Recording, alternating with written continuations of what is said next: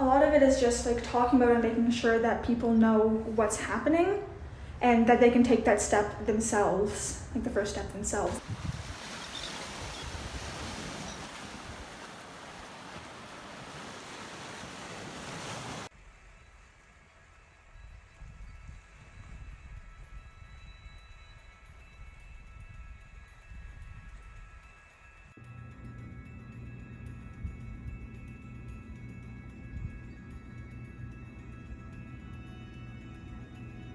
Art can be used to express many things.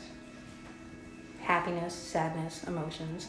So we can use art because people have a tendency to stop and look at art and notice it and appreciate it. So if we can get them to do something as small as stopping and looking at our art piece, then they might become more aware that that is what's happening.